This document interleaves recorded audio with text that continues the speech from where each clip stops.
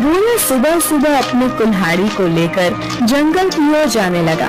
भोला रोज लकड़ियां तोड़कर लाता और गांव में जाकर बेचता। जो भी थोड़े पैसे मिलते उससे जैसे तैसे अपना पेट भरता। उस दिन जब भोला लकड़ी काटने गया, उसने देखा कि बहुत सारे पेड़ पहले से ही कटे हुए हैं। फिर अरे ये क्या, लगता है आज कलुआ मुझसे पहले आकर लकड़ियां तोड़कर चला गया। वैसे भी कलुआ को तो मुझसे बहुत ज्यादा लकड़ियों की जरूरत होती है, इसीलिए आया होगा। चलो अब जंगल के और अंदर जाना होगा। भोला और अंदर चला गया। उसने देखा कि बीच जंगल में बहुत से पेड़ थे। उन पेड़ों को देखकर, अरे वाह, यहाँ पर तो बहुत सारे पेड़ हैं। अगले 2 महीनों तक भी रोज लकड़ियाँ काटूं तो भी कम नहीं पड़ेंगी। भोले ने पेड़ काटने के लिए कुल्हाड़ी उठाई। तभी उसने देखा कि ऊपर एक बंदरिया अपने नवजात बच्चे के साथ उस पेड़ पर बैठकर फूल खा रही थी। वो बंदरिया इतने प्यार से अपने बच्चे को पकड़कर बैठी थी कि उनका प्यार देखकर भोला रुक गया। ये क्या करने जा रहा था मैं? अगर मैंने ये पेड़ काट दिया, माँ बंदरिया और उसके बच्चे का घर टूट जाएगा। नहीं, मुझे ऐसा नहीं करना चाहिए। शायद इस पेड़ पर बहुत सारे फल हैं, इसीलिए ये बंदरिया यहाँ रहती होगी। चलो मैं कोई ऐसा पेड़ काटता हूँ जिस पर किसी जानवर या पंछी का घर ना हो। भोला और आगे चला गया।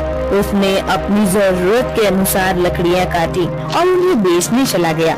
ऐसे ही दिन बीतते रहते हैं। भोला रोज उस बंदरिया और उसके बच्चे को देखता। कभी कभी भोला बंदरिया को खिलाने के लिए घर से रोटी भी ले आता। एक दिन जब भोला लकड़ी काटने गया, तब उसने देखा कलुआ उसी पेड़ पर कुल्हाड़ी चला रहा था जिस पेड़ पर उस बंदरिया रहती थी। कलुआ को उस पेड़ को काटते देख, अरे कलुआ, ये क्या कर रहे हो? ये कैसा सवाल है? भगवान ने आंखों की जगह बटन लगाकर भेजा है क्या? दिखाई नहीं देता? लकड़ी काट रहा हूँ।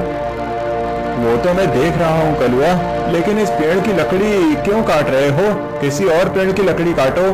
पेड़ पर देखो, एक बंदरिया का घर है, उसके साथ उसके नवजात शिशु भी है कलुआ। तो क्या हुआ? वो बंदरिया किसी और पेड़ पर चली जाएगी। इतने सारे पेड़ तो हैं। लेकिन कलुआ, लेकिन वेकिन कुछ नहीं। चल निकल जा यहाँ से। आया बड़ा मुझे सिखाने वाला।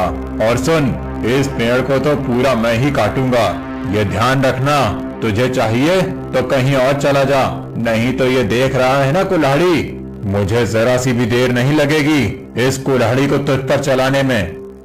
कलुआ पेड़ काटने लगा। भोला बेचारा चाह कर भी कुछ नहीं कर पाया और आगे चला गया।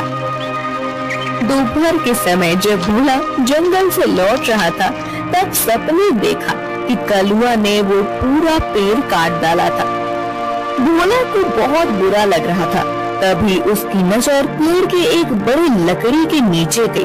वो बंदरिया उस लकड़ी के नीचे मरी पड़ी हुई थी। उसे देख भोला के आंखों में आंसू बहने लगे। भोला को लग रहा था कि शायद उसके बच्चे की भी मौत हो गई है। भोला उस बंदरिया के पास गया। तभी उसने देखा कि बंदरिया ने मरते हुए भी अपने बच्चे को अपने गोद में सुरक्षित रखा था। हे भगवान, तेरी महिमा अपरंपार है। इस बंदरिया ने मरते हुए भी अपने बच्चे को गोद में सुरक्षित रखा है। सच में माँ आखिर माँ ही होती है। लेकिन अब इस बच्चे का क्या होगा? कलुआ भी कितना दुष्ट है। मैंने बताया था उसे इस पेड़ पर इस बंदरिया का घर है, लेकिन उसने मेरी बात नहीं सुनी। फिर भोला ने गड्ढा खोदकर बंदरिया के शव को उस गड्ढे में डाल दिया। फिर उसके बच्चे को अपने गोद में उठाकर अपने साथ उसे घर ले आया। उस दिन एक बात से भोला अपने छोटे भाई की तरह उस बंदर को साथ रखने लगा। एक दिन भोला लकड़ी काटने गया था। तब, क्यों भोला, सुना है तूने किसी बंदर को पाल रखा है? अरे खुद का पेट तो तुझसे भरता नहीं, अब उस बंदर को क्या खिलाएगा? वो वही बंदर है कलुआ जिसकी माँ के तुम हत्यारे हो। मैंने तुम्हें कहा था कि उस पेड़ पर उस बंदरिया का घर है, फिर भी तुमने वो पेड़ काट दिया। वो बंदरिया पेड़ से गिरकर मर गई, इसीलिए मुझे इंसानियत के नाते उस बंदर को अपने साथ ले जाना पड़ा। अगर मैं उसे नहीं ले जाता तो इस जंगल में ऐसे ही उसकी मौत हो जाती। हाँ तो तू बड़ा दयावान है ना, सारी दुनिया की इंसानियत और अच्छाई एक तुझ में ही भरी हुई है ना। कलुआ, मेरी तुमसे विनती है कि आगे से तुम कोई भी पेड़ काटते समय थोड़ा ध्यान दो कि किसी जानवर पंछी का घर न टूटे। ये भोला, मैंने पहले भी एक बार तुझसे कहा था कि तू मुझे मत सिखा। जब तूने कुल्हाड़ी हाथ में लेना सीखा था ना, उसके कई साल पहले से मैं लकड़ी काट रहा हूँ। तू कौन होता है मुझे सिखाने वाला? रुक, तुझे अभी मजा चखाता हूँ। ऐसा कहकर कलुआ ने भोला को पीटना शुरू कर दिया। उसे पीटने के बाद भोला को उसने चेतावनी भी दी कि आगे से अगर वो इस गांव में लकड़ी काटने के लिए आएगा तो उसे अपनी जान से हाथ धोना पड़ेगा। बेचारा भोला घर आ गया और बंदर से बात करने लगा। चलो दोस्त, अब इस गांव से हमारा दाना पानी उठ गया है। उस कलुआ ने मुझे पीटकर साफ साफ चेतावनी दे दी है। अब अगर जान बचानी है तो इस गांव को छोड़कर जाना ही बेहतर होगा। चलो हम कहीं और जाकर हमारी अपनी दुनिया बसाएंगे। भोला बंदर को अपने कंधे पर बिठाकर गांव से कहीं दूर जाने के लिए निकल गया। दिन बीत रहे थे और भोला दर बदर भटकते हुए काम की तलाश कर रहा था। ना तो उसे काम मिल रहा था और ना उसके रहने का कोई ठिकाना था। जैसे तैसे अपने लिए और बंदर के लिए वो एक वक्त का खाना जुटा पा रहा था। एक दिन ऐसे ही वो थक कर एक पेड़ के नीचे बैठा हुआ था। बंदर उसकी गोद में सोया हुआ था। तभी वहाँ एक योगी बाबा आए। प्रणाम योगी बाबा। कल्याण हो पुत्र। एक बात बताओ, तुम इस बंदर को ऐसे गोद में लेकर क्यों बैठे हो? बाबा, इसने अपनी माँ को खो दिया है। इसका इस दुनिया में कोई नहीं है, इसीलिए मैं इसे अपने साथ अपने घर ले आया था। लेकिन हमारे गांव के एक गुंडे की वजह से मुझे गांव छोड़ना पड़ा। अब मैं काम और सर पर छत ढूंढते हुए दर दर भटक रहा हूँ। पुत्र, तुम्हारा हृदय सच में कोमल है। तुमसे किसी का भी दुख नहीं देखा जाता। तुमने इस अनाथ बंदर की जिम्मेदारी लेकर इसे एक परिवार दिया है। तुम अगर चाहो तो मेरे साथ मेरे आश्रम में रह सकते हो। मेरे आश्रम में मेरे कुछ शिष्य रहते हैं और कई बार कितने साधु भी आते हैं। उनके भोजन और रहने की व्यवस्था की जिम्मेदारी अगर तुम उठाओ तो मुझे बहुत आनंद होगा। ये तो मेरी खुशनसीबी है बाबा। मुझे आपके साथ रहने में सचमुच खुशी होगी। लेकिन बाबा, मेरा ये बंदर भी मेरे साथ आएगा। मैं इसे कहीं नहीं छोड़ सकता। हाँ पुत्र, तुम इसके साथ आ सकते हो। भोला बाबा के साथ उनके आश्रम चला गया। भोला अब योगी बाबा के आश्रम में सफाई, भोजन व्यवस्था, हवन की सामग्री ले आना मग्न हो गए। आज तो हद हो गई। इसकी वजह से गुरुजी ने मुझे डांटा। इसका कुछ करना ही पड़ेगा, लेकिन इस तरह कि मेरा नाम कहीं न जाए और इसकी छुट्टी हो जाए। कुछ दिन के बाद योगी बाबा को उस गांव के राजा ने अपने राजमहल में आने का आमंत्रण दिया। योगी बाबा अपने शिष्यों के साथ भोला को लेकर राजमहल चले गए। राजा ने उनकी बड़ी आओ भगत की। 2 दिन राजमहल में रहने के बाद सब आश्रम लौट गए। फिर 2 दिन के बाद राजा अपने कुछ दास और प्रधान के साथ आश्रम आए। क्षमा करें बाबूजी, यहाँ आकर आपको कष्ट दे रहा हूँ, लेकिन बात ही ऐसी है कि मुझे स्वयं आपकी भेंट लेने आना पड़ा। कोई बात नहीं, आपके आने का कारण बताइए। समझ नहीं आ रहा कैसे कहूँ बाबूजी। 2 दिनों से हमारी महारानी का नवलखा हार कहीं गुम हो गया है।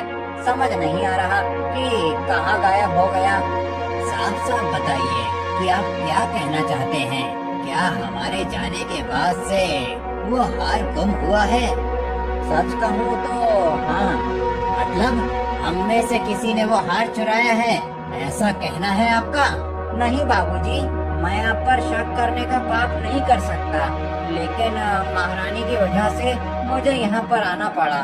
महाराज, आपके यहाँ आने की वजह से मुझे कोई आपत्ति नहीं हुई, लेकिन मैं अपने सारे शिष्यों को अच्छे से जानता हूँ।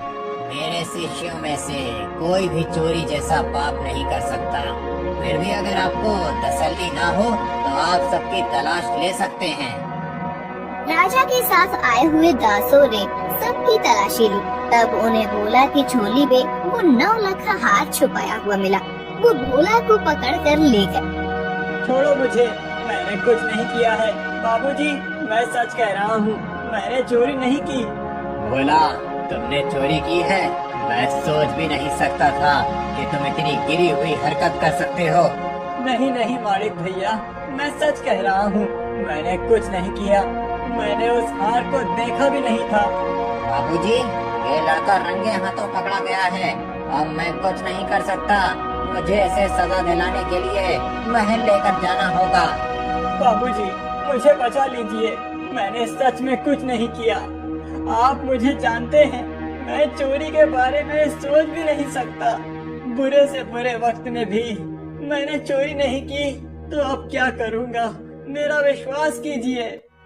राजा के दास भोला को ले जाने लगे। तभी उनके पीछे से आवाज आई। रुकिए, मेरे भाई ने चोरी नहीं की है।